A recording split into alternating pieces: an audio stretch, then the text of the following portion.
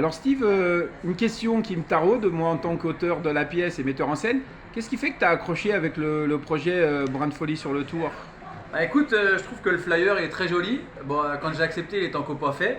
Mais non, du moment que ça parle de vélo, du moment que ça parle de ce que j'aime le plus, ma passion, voilà, le feeling est très vite passé entre nous. Tu m'as expliqué les tenants et les aboutissants, comment tu voulais construire cette pièce. J'ai même eu droit au texte avant tout le monde, donc c'était avec finalement normalité que j'ai accepté d'être parrain de cette pièce de théâtre, un brin de folie.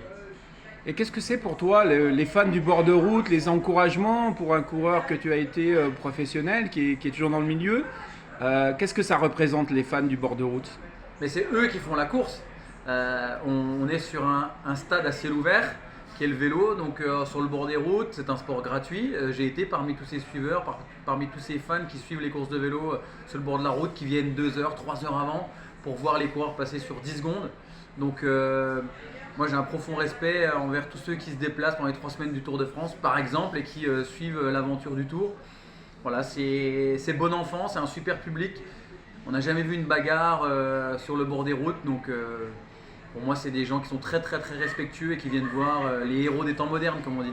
Tu peux nous redonner les dates là, du spectacle à Eh Ivry-sur-Seine? ben, rendez-vous le 24 et 25 mai à Ivry-sur-Seine.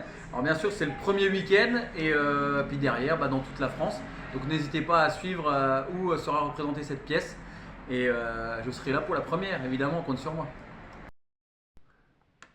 Daniel, tu peux nous dire en quelques mots l'importance des fans du bord de route et tout ce que ça peut apporter pour un événement du mois de juillet qui est le Tour de France? Eh ben, c'est véritablement l'ingrédient indispensable à la fête. On sait que le Tour de France est un 14 juillet dans chaque village traversé. C'est la fête de la France et les coureurs vous le disent, la ferveur qui les accompagne dans l'école leur donne ce que l'on appelle la chair de poule, des frissons. C'est finalement le public est également un acteur du Tour de France, même s'il a pas mal aux jambes, il a sûrement mal aux cordes vocales le soir, mais c'est la force du Tour de France. Il est au mois de juillet, tout le monde est sur le bord de la route et c'est vous vous rappelez toujours de la première fois où vous avez rencontré le Tour de France qui vient à votre rencontre. Quand on voit une première fois le Tour de France, on est vacciné à vie pour aller le voir chaque fois qu'on le peut.